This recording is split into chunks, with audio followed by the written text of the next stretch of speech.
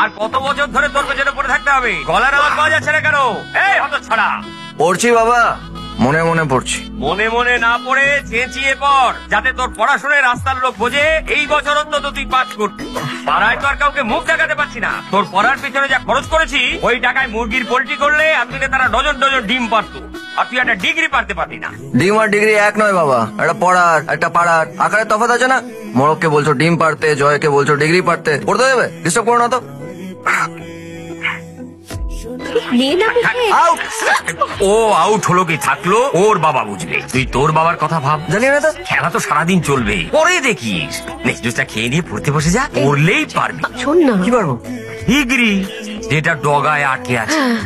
সবসময় তোমার একই কথা, পড় পড় পড়। খোকা, ও খোকা, শোন না বাবা, আজ অন্তত একবার তুলসী তলায় মাথাটা ঠেকিয়ে দে না বাবা।